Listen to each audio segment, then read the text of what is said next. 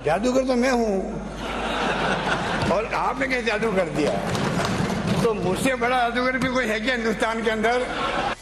वो जादूगरी क्या जिसके करतब की सबको खबर लग जाए। राजनीति का सबसे बड़ा जादूगर अशोक गहलोत राजस्थान का फाइनल मैच खेलने के लिए दिल्ली में है। वहीं सचिन पायलट ने भी राजधानी में डेरा डाला हुआ है। अब सबकी नजरें सोनिया गांधी पर है। सवाल यह है कि गहलोत को दिल्ली बुलाने का क्या मतलब है? क्या कांग्रेस नेतृत्व अब भी गहलोत को पार्टी अध्यक्ष बनाए जाने का पक्षधर है? अगर ऐसा होता है तो फिर राजस्थान में मुख्यमंत्री कौन बनेगा? क्या अशोक गहलोत को सचिन पायलट मंजूर होंगे? अशोक गहलोत जी दिल्ली के खिलाड़ी हैं, राजस्थान के खिलाड़ी हैं, 3 बार के चीफ मिनिस्टर हैं, देश की राजनीति को समझते हैं, तो क्या फर्क पड़ता है? कांग्रेस से जुड़े इन सारे सवालों के केंद्र में अशोक गहलोत, कांग्रेस का केंद्रीय नेतृत्व हो या फिर गहलोत, दोनों एक दूसरे के साथ माइंड गेम खेल रहे हैं। इस खेल में कोई भी कमजोर दिखना नहीं चाहता। इसी सिलसिले में अशोक गहलोत दिल्ली रवाना होने से पहले ऐसा कुछ किया। उनके करीबी ने ऐसा कुछ कहा जिसमें गहलोत की रणनीति का साफ साफ पता चलता है। अशोक गहलोत ने दिल्ली रवाना होने से पहले स्पीकर सीपी जोशी, संसदीय कार्य मंत्री शांति धालीवाल, महेश जोशी, प्रताप सिंह खाचरियावास और प्रदेश कांग्रेस अध्यक्ष गोविंद सिंह डोटासरा से मुलाकात की। अरे स्पीकर के पास इस्तीफे पड़े एमएलए के, वो तो आपको पता है। स्पीकर सीपी जोशी जी मिले हैं और स्पीकर सीपी जोशी जी भी मिले हैं, मैं भी मिला हूं, डोटासरा जी भी वहीं पर थे, धारीवाल जी भी वहीं पर थे, महेश जी भी वहीं पर थे, रफीक खान भी थे, सब लोग, कई लोग मिले हैं। सबसे बड़ी बात यह है कि शांति धालीवाल और महेश जोशी गहलोत के उन सबसे करीबी नेताओं में से एक हैं, जिन्हें विधायक दल की बैठक का बहिष्कार करने पर केंद्रीय नेतृत्व ने नोटिस थमाया है। पर्यवेक्षकों ने अपनी रिपोर्ट में अशोक गहलोत का नाम तो नहीं लिया, मगर उनके करीबी नेताओं पर कड़ी आपत्ति की। उधर गहलोत गुट ने भी अजय माकन की रिपोर्ट पर जमकर सवाल उठाए और माकन पर पक्षपात के आरोप लगाए। मगर इन सब के बीच मुख्यमंत्री अशोक गहलोत खामोश रहे और इन नेताओं पर एक शब्द भी नहीं कहा।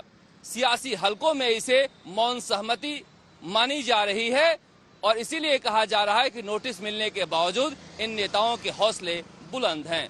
महेश जोशी जी मुख्य सचेतक हैं, उनको जो नोटिस मिले हैं वो समझदार हैं। हमारे परिवार के मुखियाओं ने, कांग्रेस पार्टी के नेतृत्व ने वो नोटिस दिए। नोटिस देना उनका अधिकार है, उनका हक है। हमारे नेता अपने परिवार के सदस्यों को, कार्यकर्ताओं को नोटिस देंगे तो उसका जवाब वो देंगे।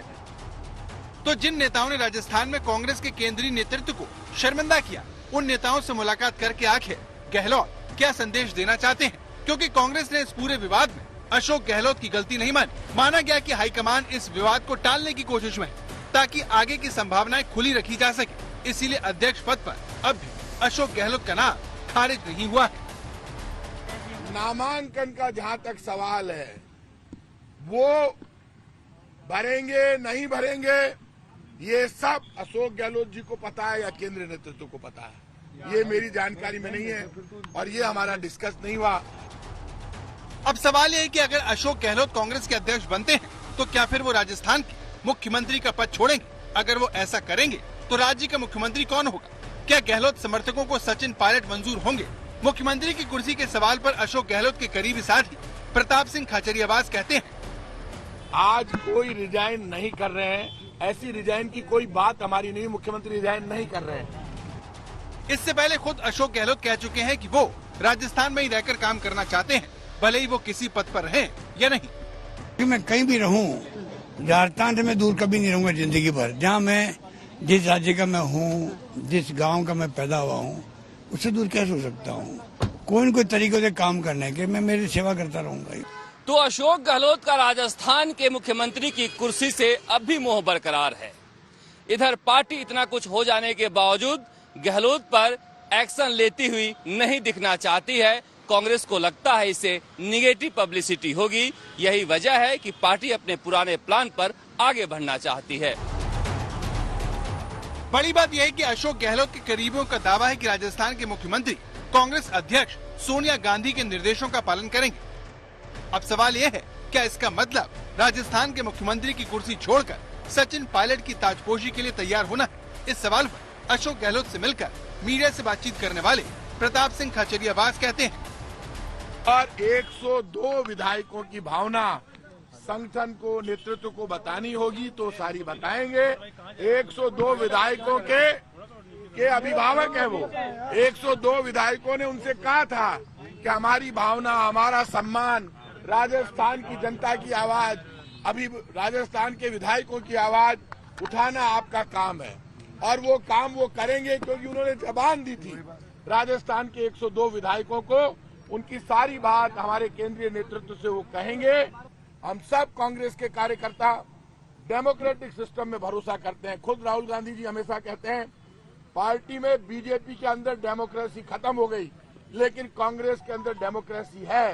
कांग्रेस के कार्यकर्ता की, विधायक की आवाज सुनी जाती है।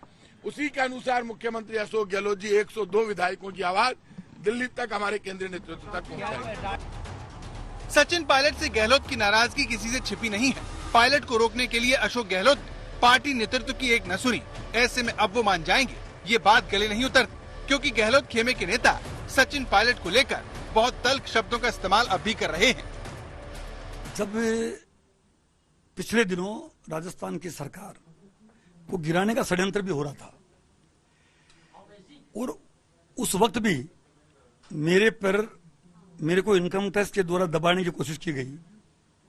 इनकम टैक्स की रेड हुई मेरे घर पे, मेरे परिवार को परेशान किया गया और यही गद्दार जो बीजेपी से मिलके मानेसर चले गए, वहां हरियाणा पुलिस के प्रोटेक्शन में रहे, तब भी हम राहुल गांधी के सिपाही हैं, सोनिया गांधी के सिपाही हैं, न डरे न झुके।